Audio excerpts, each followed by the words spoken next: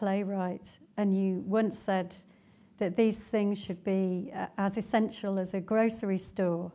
But at the moment, something that concerns us all is that we're in new times of austerity, and we're told that this austerity is inevitable, that there are public cuts. And of course, literature is one of the first casualties of public spending cuts. And many grassroots literature organisations have lost their funding, some all of it. And unless literature can be commodified and turned into some kind of multinational cash cow, it's often seen as dispensable when people need houses and jobs and so on. So my question is, in your experience, what has literature been for, and what should it be doing now? Well, you know, the reason they cut the arts always is because the people that run the world don't want you to be conscious, because otherwise you resist. You know, I mean, you couldn't possibly be living like we live if you understood what they were doing. You know, you would fight them. And so the arts are always expendable. Anything that makes people conscious of what the world is and what it could be is always expendable, you know. But I think artists have to always remember that they have to work with reality, what they really are given. They can't aspire to things they don't have. They can demand things that they need, but they have to always work within the limits of their own, you know, within their own limits to begin with. In other words, what I'm saying is, we know that they say you have freedom of speech, although there was a poet that said you only have freedom of speech if you don't say anything. But you have to be able to maximize what you can do at any point. That's why the Black Arts Movement, when we went to Harlem, we put 4 trucks in the street every day.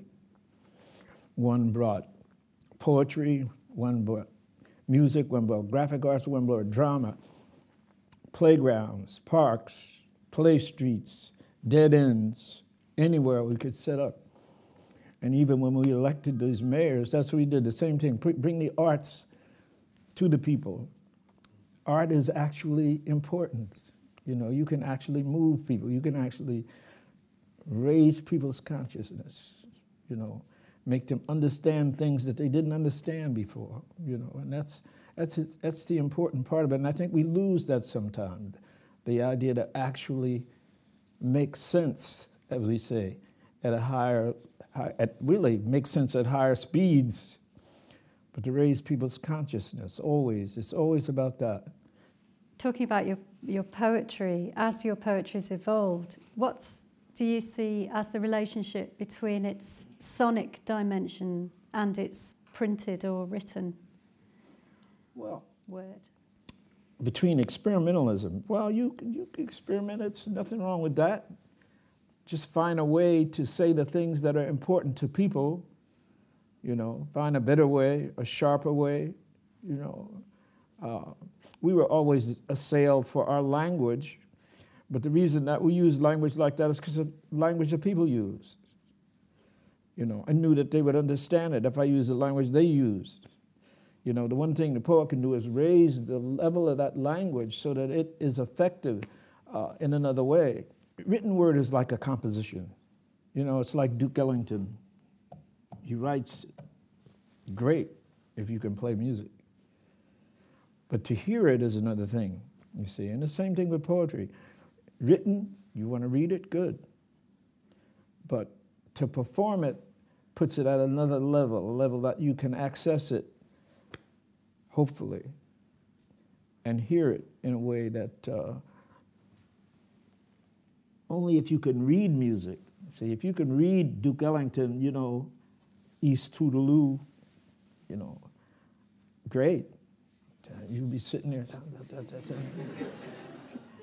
But to hear that orchestra hit that, that's another thing. The same thing with poetry. I heard Ernesto Cardenal, you know, read, great Nicaraguan poet. I heard him read poetry, and My Spanish is like nothing, but to hear him read, sitting, you know, just the words just, you know.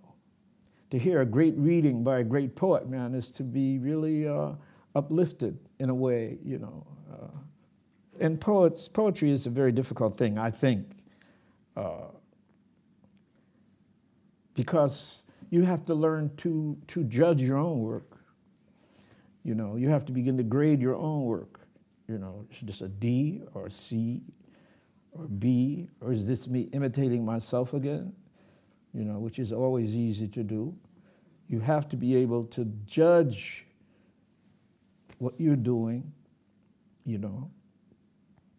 But to hear a poet, a really good poet, not somebody lying or somebody quoting other people, but to hear a poet, that's really uplifting for me, an uplifting experience.